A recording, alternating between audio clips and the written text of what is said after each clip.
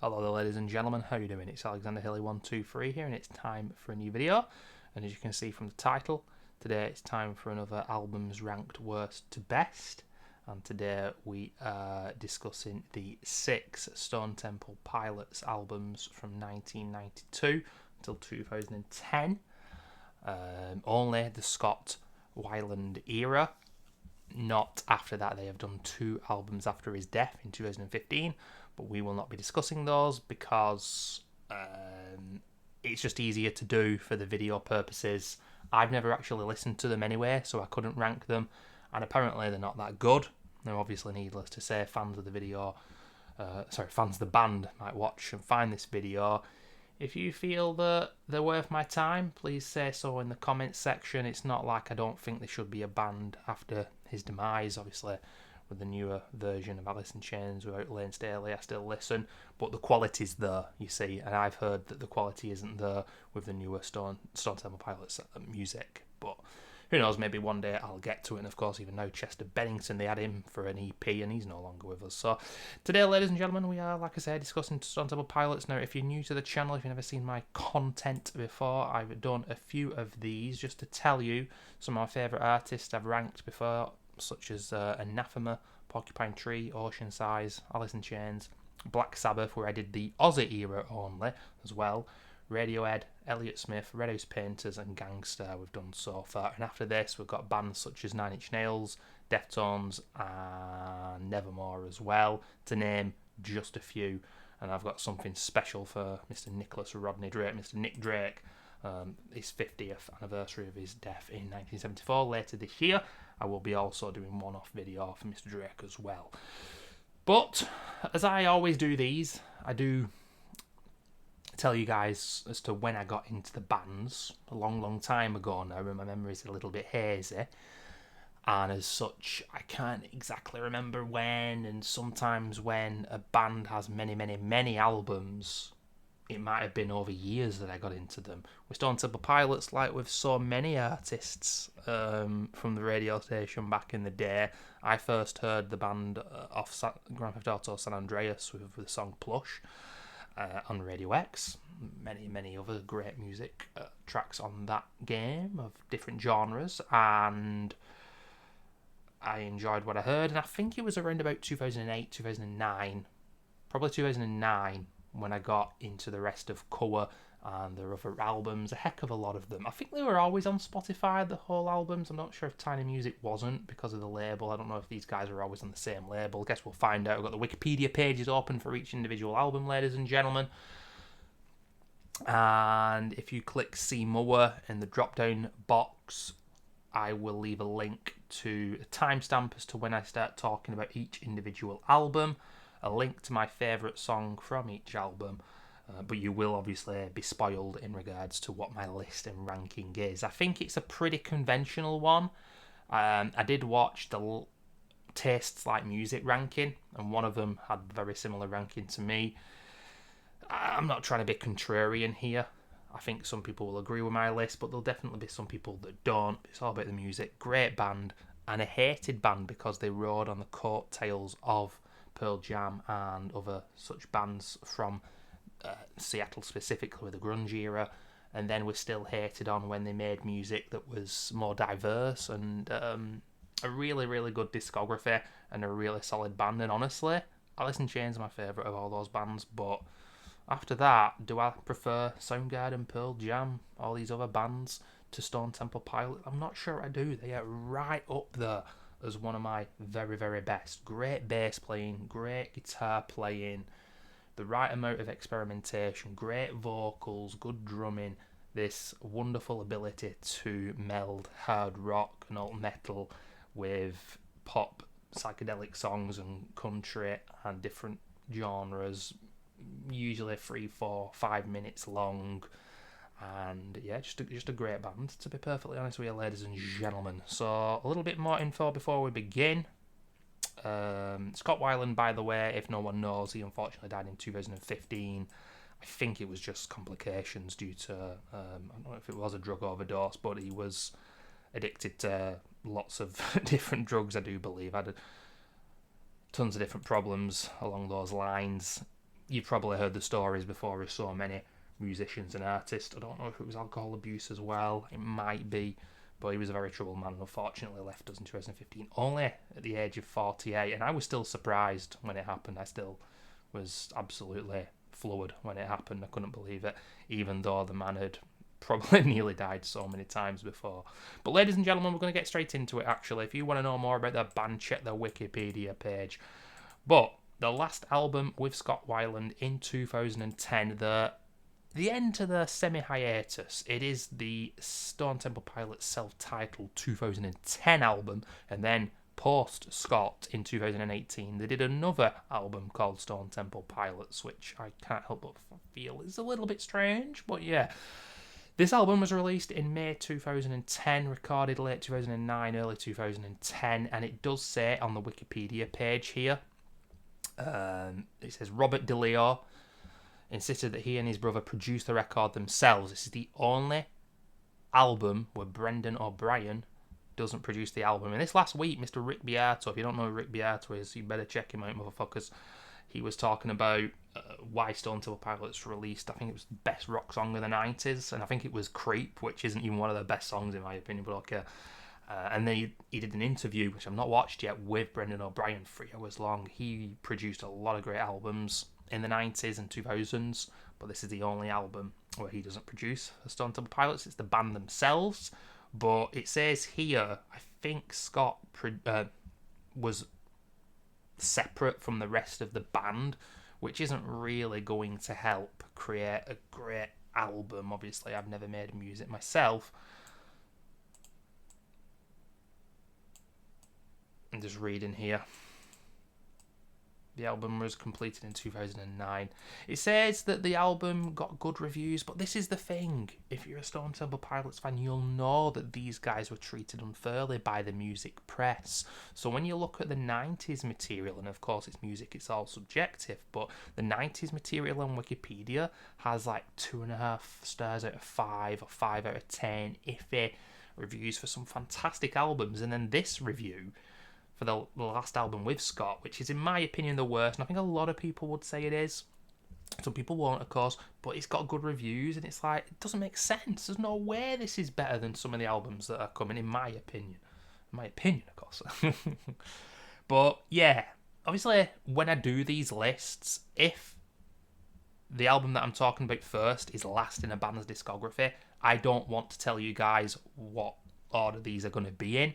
This is the last album of the discography, and all Stone Temple Pilots follow the same trend. Their albums, the pacing, like I said at the start of the video, harder songs with softer songs. And this album, for me, is a little bit monotone. It doesn't have any incredibly heavy tracks, but it also doesn't have any ballads or really emotional sounding songs either, or something that's different. This is definitely more inspired by the Beatles and David Bowie as well. There's a few songs here where Scott is channeling his inner Bowie. And his vocals by this point, this is the last time we would hear him sing, of course. You can tell that the drugs have taken the toll a little bit, but certainly not as bad as Lane Staley, of course. And it was heroin that was his undoing as well. You know, within 2 or 3 years, that guy's voice had completely nearly gone, but it was still great, and it somehow worked for the music. And those last couple of songs from the music bank, like songs like Died and Get Born Again, it works. And Scott managed to make it work as well, but there can be no doubts that he's lost something here as opposed to the earlier albums like Purple and Colour.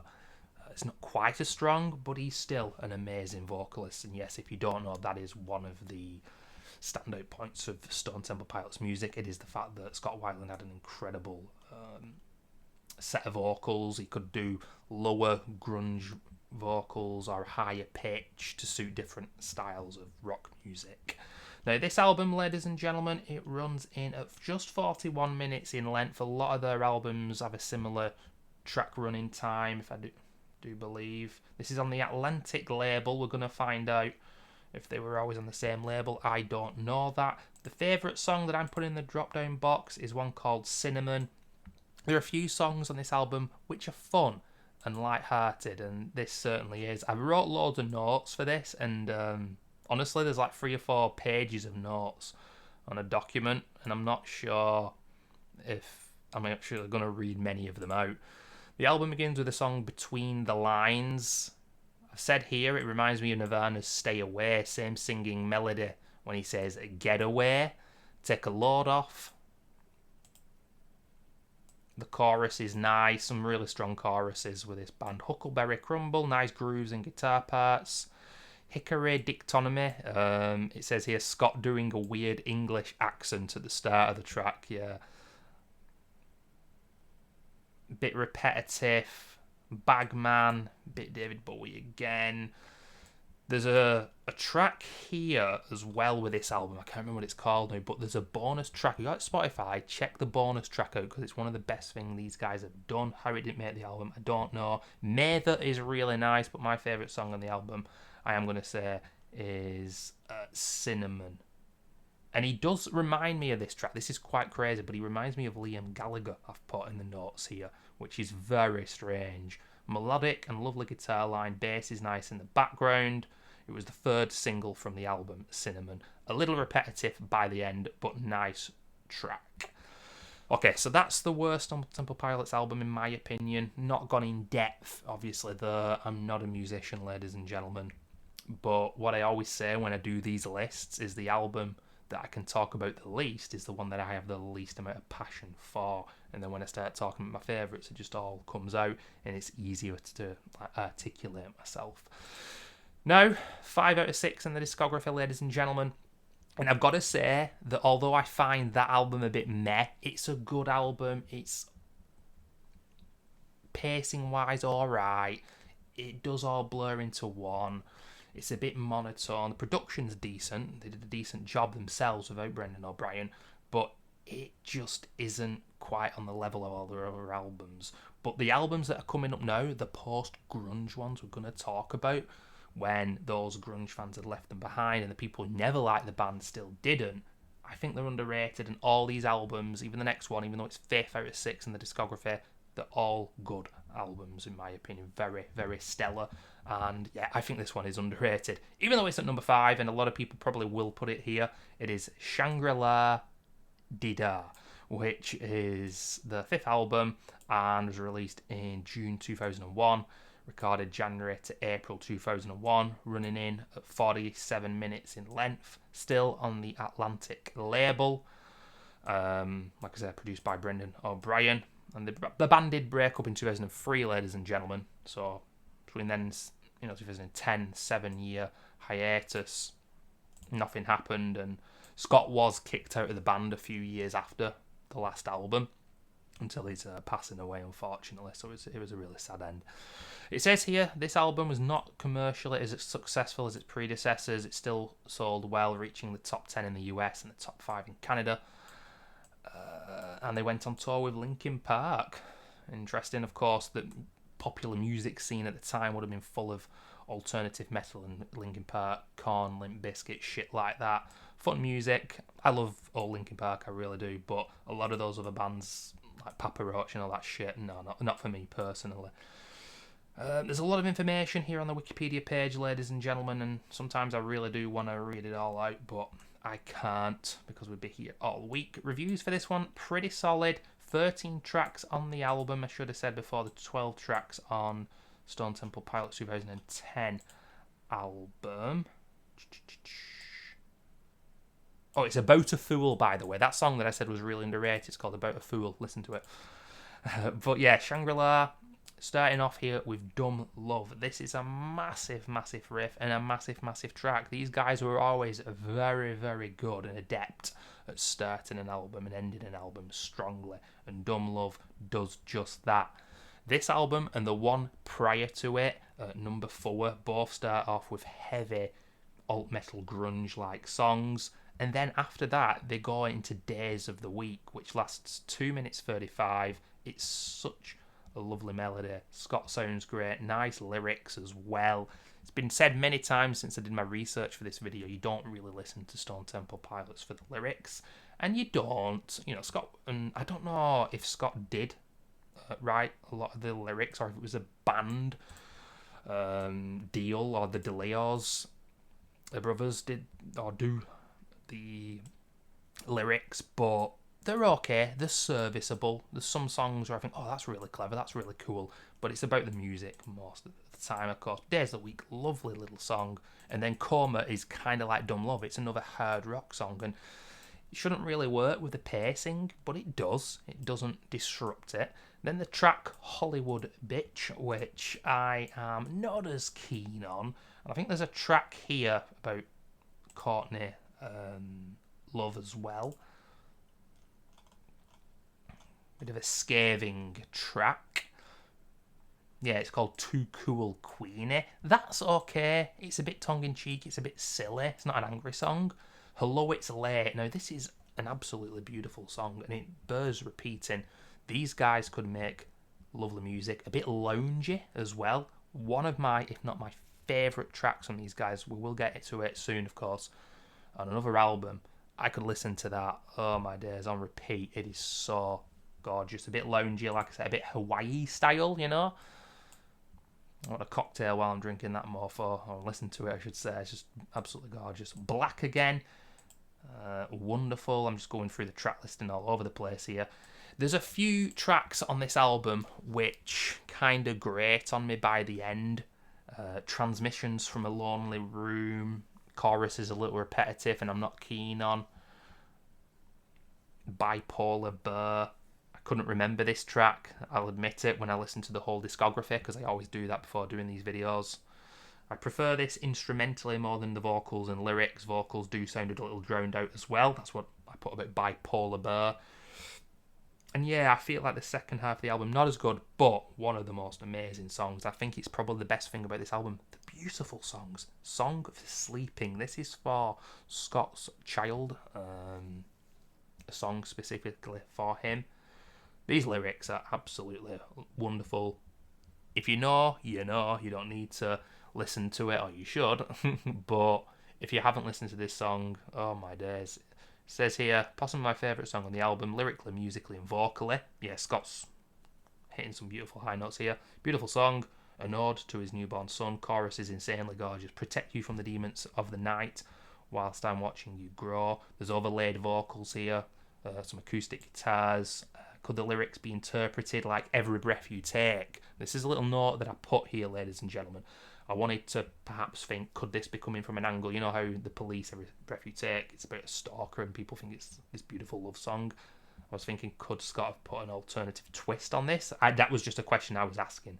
You know, Watching You Breathe is a little bit weird. And there's a little country-esque solo at the end. Gorgeous track. Should have been the last song, but it's actually not, because I was wrong. There's one called Long Way Home. And this is a repetitive song. It's not a ballad, but it's not ultra heavy, but it's got this amazingly weird guitar that enters at about 2 minutes. It's unexpected and it really works well. Just reading my notes here. There's a cool solo at the end of the track. It works well as a closer, I do feel. And it's also the longest track on the album as well. I've put here, this is an underrated album. I wouldn't begrudge anyone for putting this in the top 3. I think it's pretty damn solid. But there are a few tracks which bring it down, ones I mentioned before. The track listing is pretty interesting. There's a lot of songs here. The first 6 tracks, all under 4 minutes. That's pretty crazy. Some punchy songs like Dumb Love, that is so damn heavy. And Coma, love those tracks.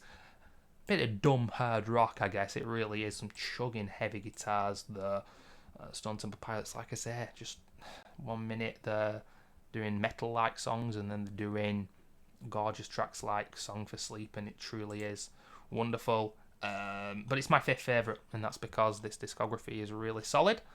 I think I've said everything I want to about this one. My favourite song from the album, it's A Song for Sleeping. It is A Song for Sleeping. Cinnamon and A Song for Sleeping, not exactly 2 songs so far, which are great, real hard rock songs, but oh well. And you should wait till you hear what my favourite is from the next album. And there are some people, ladies and gentlemen, that would tell you that this is their best. I respect that opinion, I really do, but I can't get with it because for me personally, it is, I mean, I'm looking at the track listing here and the length. It's 42 minutes in length. It's a solid album. It's hard to rank these. I am going to watch other rankings. I watched a few, but I know there'll be more out there on YouTube and just listen to other people's opinions. But anyway, I digress. It is Tiny Music Songs from the Vatican Gift Shop. What an absolutely wonderful, weird title. Weird album cover as well. And this was released in March 1996, recorded late 95 up until January 96. Yet again, of course, produced by Brendan O'Brien. Yet again on the same label. And a lot of people would have this as a top 3, and I've seen a lot of people say it's their best. I think, for me personally, with this album, Scott's vocals aren't quite as strong. I think you can tell with his tone and at times with certain vocals, but at the same time, he's not doing those grunge-like vocals anymore that require him to be as gruff. So maybe that's just the style of music that they're playing here. I don't know. All I know is he still sounds pretty damn good. And on Wikipedia here, it does indeed say this sees the band deviate from the grunge sound present on the first 2 records and incorporate a wider variety of different influences. And obviously by now, I'm not giving the game away, but you can tell that their earlier grunge albums are some of my favourite. It's not that I don't love their other material, it's just that I think they were really damn good at what they did in the early mid-90s, and we'll come to that soon. Psychedelic and glam rock, it says here. You know, like I said before about David Bowie and whatnot, if I had to make a video of artists I don't understand, he would be one of the top ones, ladies and gentlemen, but it's just my opinion. The album also features a wider array of instrumentation, including organ, vibraphone, and trumpet. And the album here, I'm seeing a 5 out of 10, 3 out of 5. Not for me, it's a bit better than that, but people who love Stone Temple Pilots know how hard they had it with the press. And also Pitchfork Media giving it a 0.8 out of 10 in 96, only to give it retrospectively 3 years ago in 2021 a 7.4 out of 10. Pitchfork Media, I've done this before and I'll do it again. That is for you. Go fuck yourself. You're a bunch of pricks. There you go.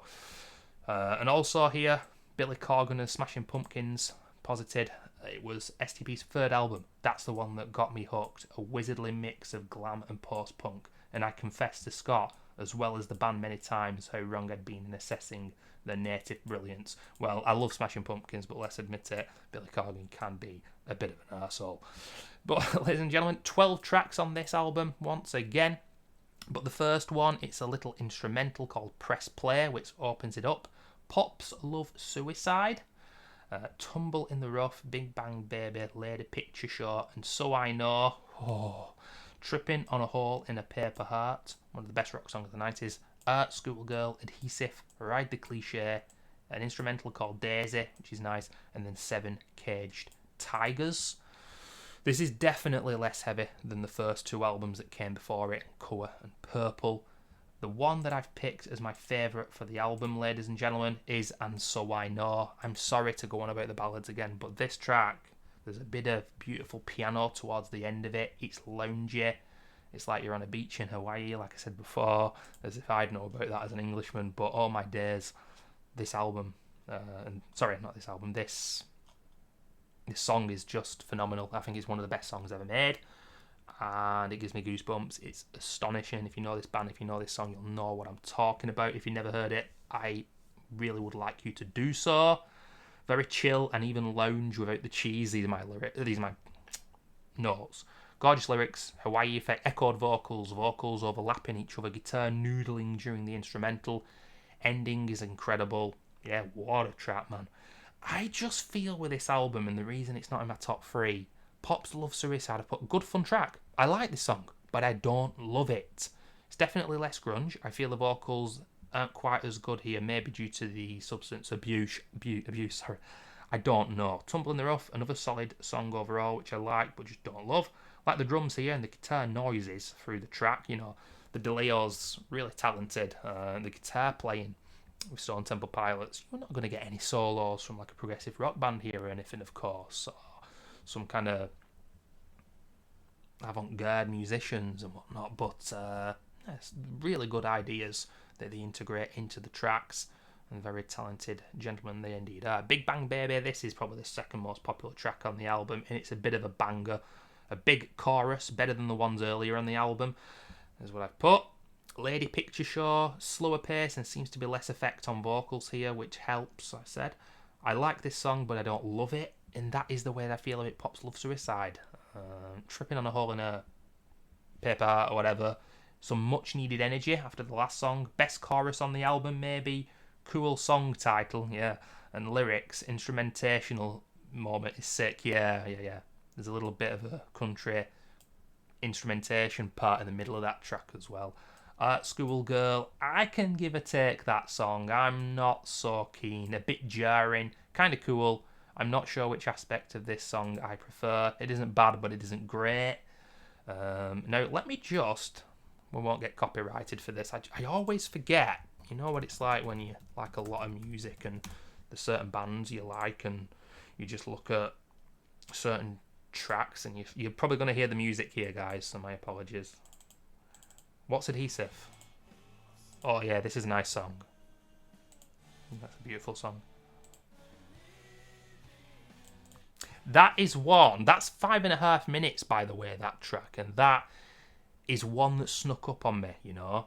It's quite a grower. It's a really good song, and I didn't realise it at the time. This is Ride the Cliche. Now, this is the song, and I don't know if anybody else has said this online. Obviously, we're talking about glam rock. This song, Ride the Cliche, it reminds me of Tiny Dancer by Elton John in the chorus. Do any of you motherfuckers know what I'm talking about? This song is groovy as fuck. It is a good song, but that part reminds me of Tiny Dancer by Elton John.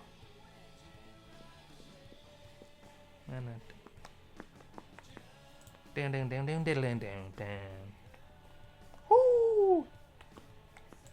So good, man. So good. This is a nice little instrumental called Daisy. And this is Seven Caged Tigers. I'm just reminding myself because for some reason these track listings on Tiny Music at the end, they don't stay in my head, so I've got to remember what they are. Beautiful chorus. Actually didn't remember this track at start until then, yeah. Not Weiland's best vocal performance during verses in my opinion, but I just love the chorus. Not sure how well it works as a final track. Yeah, maybe it's not the best final track. Production also irking me here too, I've put. Don't know what I was talking about there, I must admit. The pacing is good, I've said. The guitar and bass and drums still absolutely on point. The pop and experimental stuff doesn't hinder the album. So why is it not as solid as the first three? I just feel like there's a few too many mid songs. Not mid-tempo, but just mid, as they say these days. Like Pop Love Suicide, Lady Picture Show, Tumble in the Rough. They're good songs, but I think this band have made more. Schoolgirl. Yeah. The vocals here as well, I don't know why, but I find that Scott's voice gets drowned out a little bit more than other albums. But yeah, that's Tiny Music. Fantastic album. It's my fourth favourite, but I don't like it quite as much as other people do. I feel very apologetic, don't I? I keep saying. And So I Know is my favourite song on the album. Slap bang in the middle of the album. I'm probably going to listen to it when this video's done. But ladies and gentlemen, up now, in at number 3... is number 4. That's right. It's called Number 4, released in October 1999, running in at 42 minutes in length. I'm pretty damn certain all their albums have been like 41 or 42 minutes, pretty crazy. You guessed it, the label Atlantic, the producer Brendan O'Brien, yet again. And this album, it got pretty decent reviews when I look around, at the time, when I look around online now, I looked on AllMusic and Sputnik Music, which I use.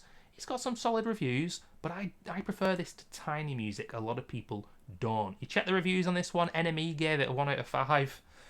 Encyclopedia of Popular Music, wow, what a name, 2 out of 5.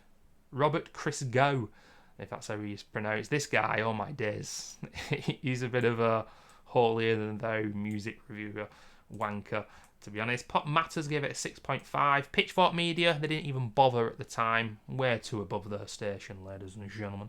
11 tracks on this album, I already said, running in at 42 minutes, and it starts with one of the heaviest songs in the band's discography called Down. Heaven and Hot Rods, which some people don't like quite as much, but I really do like it. Pruno, which has got a great groove. Church on Tuesday, which is a really nice, easy to listen to 3-minute pop song, kind of in the same way as something like Pop Love Suicide or Lady Picture Show, kind of reminiscent of those songs. But guess what? I prefer this more. I just find it so catchy. It's very poppy, very Beatles-like. Some really interesting lyrics on that track as well. Even the song's title is quite amusing, and I really like listening to that. And then Sour Girl, which is probably the most popular song on the album. When I look at the Stone Temple Pilots discography, I sometimes get surprised by the fact that that song is on this album. It feels like it should have been on the first couple of records, just how popular it is. No Way Out, absolute banger, massive song. Sex and Violence, this is where it goes a little bit worse, I guess. Glide's a decent track. I Got You, I didn't like this one. It's another nice to listen to little melancholic ballad type song, bit of a love song.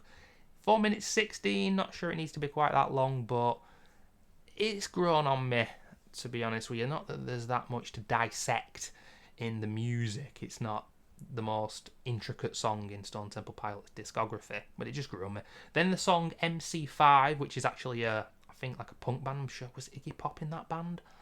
But they are an early 70s American like punk band. It's named after them, I guess. Least favourite song on the album, easily. And then, again, ladies and gentlemen, some people call this song cheesy. They can if they want. I think it's one of the best songs ever. Atlanta, which fit. Oh my days! Got some absolutely beautiful lyrics here.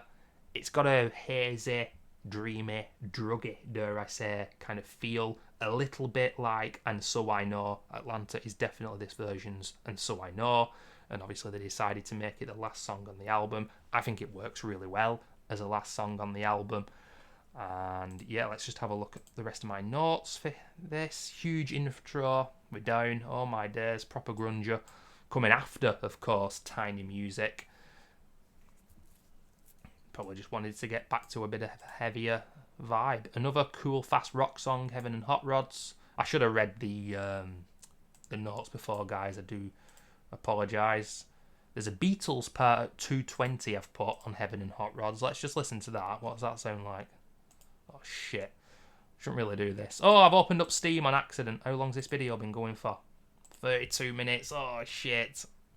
I really wanted to keep this under 45 minutes and I'm struggling. Fuck off, Steam, you dickhead.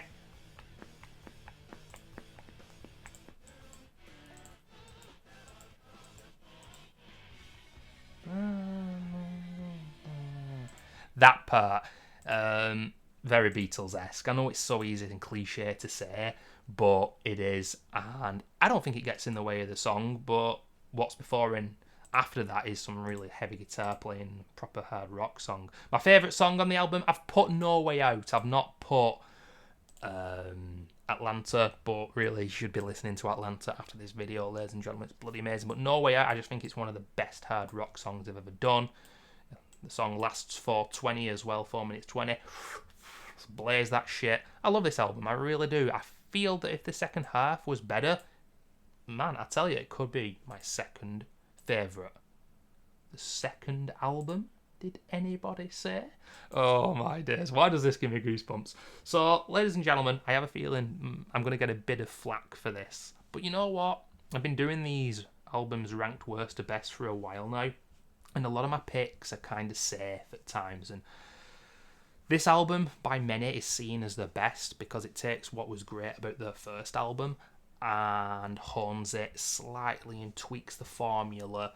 If you could make Scott's vocals any better, I don't think they're ever better than Cover. Spoilers. But this is an amazing album. It's one of the best rock albums of the 90s.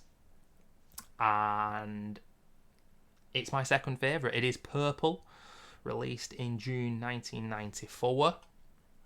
Running in at 47 minutes in length, a little bit longer. O'Brien and Atlantic for the producer and the label, ladies and gentlemen. On Wikipedia here, there's a little ticket.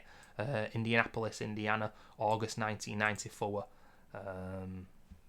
It's on the Wikipedia page, someone's ticket. I absolutely love that shit. But yeah, what an absolutely fantastic album. some reviews here that at this stage are pretty embarrassing. Like Rolling Stone gave it 3 out of 5. I think it's better than 3 out of 5, but whatever. You know, in the 90s, people didn't realise how lucky they had it. When this album was released, I was 4 years of age. So obviously, needless to say, way too young to understand this kind of music. But my lord, I wish I was old enough to enjoy it. Also, it's about this time I should say mention during this era of the band, they did an absolutely sensational cover of one of my favourite Led Zeppelin songs called Dancing Days. I've got to say, I think I prefer it to the original. Both great songs, but yeah, absolutely love Dancing Days. 11 tracks on this album, starting off with Meat Plow. Now, since listening to the discography, I've had this motherfucking track in my head and I cannot get it out. Weiland's vocals are so cool during this song, and the groove is just amazing. Vaseline, one of the best rock songs in the 90s. Loungefly's cool. Interstate Love Song, the best rock song of the 90s. I think Rick Beato did do a What Makes This Song Great about that song about 5 years ago. Amazing. Still Remains. Now, this is pretty, I say low-key, one of the more underrated songs. I absolutely adore this song. Beautiful chorus, gorgeous track, Scott sounding great, and I love the lyric about tasting the bathwater as well. Pretty bizarre. Pretty Penny, that's one that won me over. I didn't used to like that song, I do now. Silver Gun Superman, that's a grunger if ever I heard one. Big Empty, great track, massive chorus, holy shit. Unglued, I love that. 2.5 minutes, fast, energetic, fun rock song. Army Ants, now this one, it's one of those that when I look at the title, I don't remember it, so I don't think it's one of the best on the album, but let's find out together. Woohoo! Na, na, na. Yeah, now when I listened to this, I was like, that's a bit Jane's Addiction to me, and I don't really know that band, but I made that connection in my head.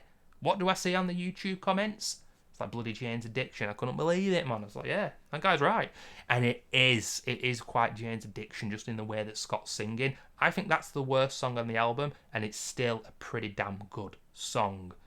And then Kitchenware and Candy Bars. Oh my days, ladies and gentlemen, what a song. My favourite on the album is Interstate Love Song, but this is just so stellar. It's so consistent. I like all these tracks. The production's great. Scott's on top form here. The DeLeos are doing their thing on the guitar and the bass. And Eric Kretz as well, a solid drummer, a solid 4-piece, ladies and gentlemen. Ooh, pardon me. But yeah, Kitchenware and Candy Bars. Oh my days. What have I said about that? I want to just check my notes here, even though this is going to be way too long, this video. When you look at the lyrics here, they are pretty simple and not so complex. Gorgeous song, beautiful intro, guitar, so good. Glad for the quiet verses. And there's a bit of symphonic element to this track as well, some symphonic instrumentation. And then at the end of Kitchenware and Candy Bars is a Mr. Richard Peterson song, a lounge singer. Now, he at the time was, I think, in the same studio as Stone Temple Pilots. He's a singer from Seattle during his second album. And somehow they got him in the studio to sing on the Stone Temple Pilots about his second album, as Stone Temple Pilots were doing their second album. It's a pure lounge song. It's a silly track with some hilarious lyrics. And every time I listen to it, it makes me smile. And I do genuinely think it's a fantastic piece of music. I love it. I always love singing along to it, and it makes me really happy. And I think a lot of albums like this should have something like this on it. Absolutely amazing. Diversifies after the first album. These are my general notes. Just the right amount. Musically and vocally, everything is great. Less songs, slightly of angst. And the sexual theme of the first album as well, ladies and gentlemen. We'll get to that in a moment. Pacing of the album is good. Yeah, it is. Good rock songs, a few ballads, great production. Scott sounds great.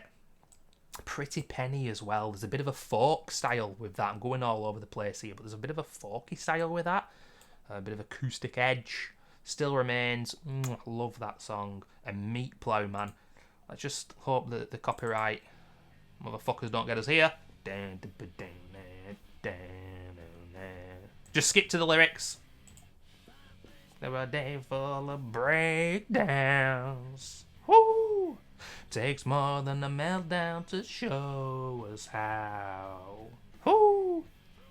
Gonna down a meat plow. Got a bullet, but it ain't mine.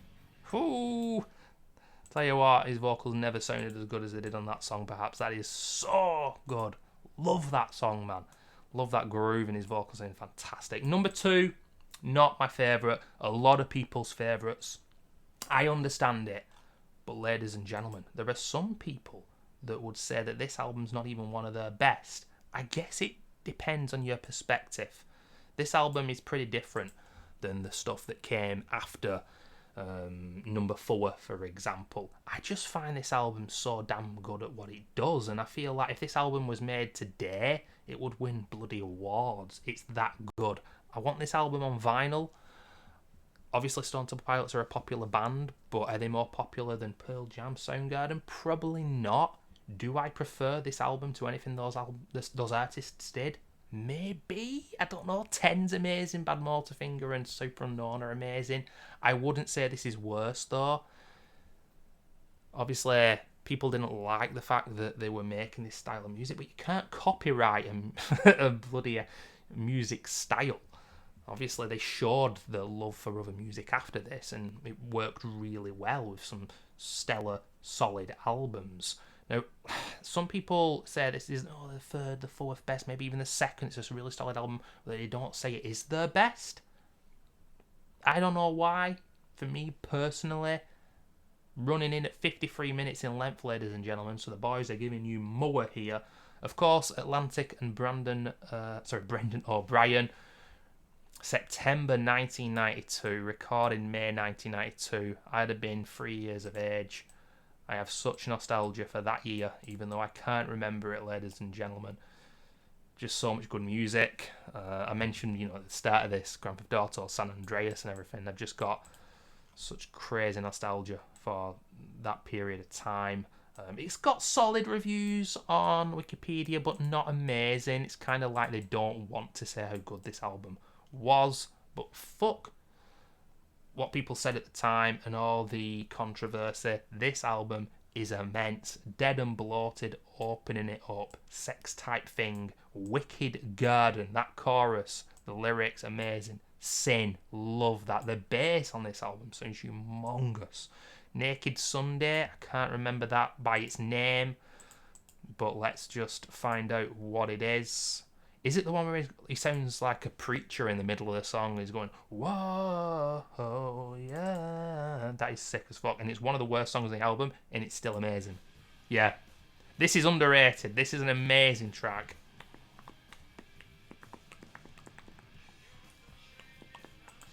Don't know if he's got like a megaphone there during that song. I think that effect happens quite a few times on this album. And then Creep, which is obviously the slower track on the album. It's not really an emotional piece, in my opinion. It's not one like, for example, Release off 10 by Pearl Jam. That song I'd take any day over Creep. And, I love 10. I've got it on vinyl. It's a bloody amazing album. Release is top tier. I think it's the best Pearl Jam song. I think it's one of the best songs ever made. I could never compare Creep to that. It doesn't do it for me emotionally. I think it's a nice ballady rock song, but I think it might even be my least favourite on the album, even though it's the most popular, apart from, of course, Plush, which is possibly a contender for one of the best pieces of music ever made, one of the most perfect songs ever made, I would say. And you've got to check out, ladies and gentlemen, I think it was during the MTV? These guys did an MTV. Let's just find out. Wait a minute. Whoa. I don't know if it was just the one song that they did on MTV. Oh yeah, there we go. MTV Unplugged. They did an MTV Unplugged, and there's an acoustic version of Plush. It is better than the album version. You need to listen to it if you never have. Scott starts off by saying this is a song called Plush. I go straight into it. Beautiful interpretation. It doesn't last quite as long. I've always thought that Plush should have ended a minute and a half earlier than it does, but amazing version. And then the song Wet My Bed, a little kind of segue track, Cracker Man, and then Where the River Goes. in the drop down box, ladies and gentlemen, I'm putting down as my favourite song on the album, Where the River Goes. Absolutely astonishing song. Let me just look at the lyrics here. Oh, they're not on Spotify. Of course they're not on Spotify. Spotify, what am I paying you for? What am I paying you for? 45 minutes. This is going to get to 50 minutes. I'm not too happy with that. But timestamps down below, guys, if you want to find out when I just start talking about each album.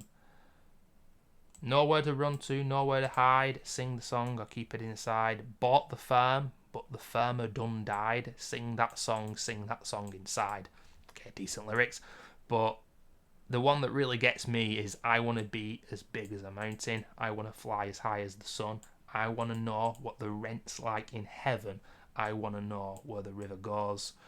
DeLeo doing an absolutely fantastic guitar piece and solo to end this as well. Absolutely glorious. This song running in at over 8 minutes. They would never even touch a song as long as this again.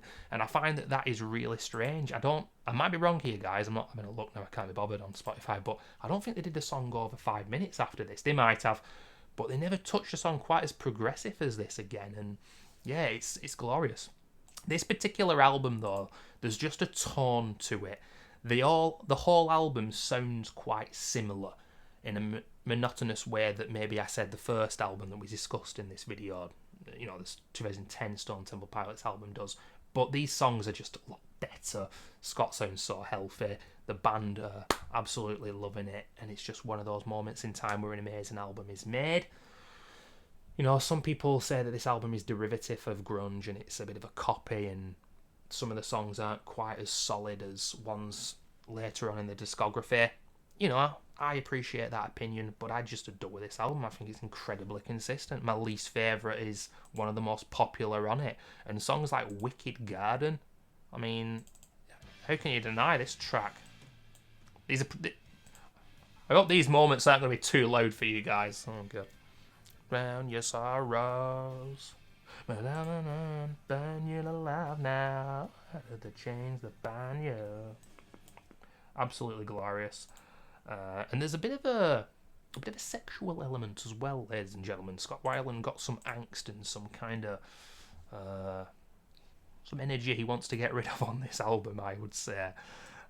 Especially you see it on Sex Type Thing, which was obviously quite controversial at the time. The video and the song. This is definitely the darkest thing they did.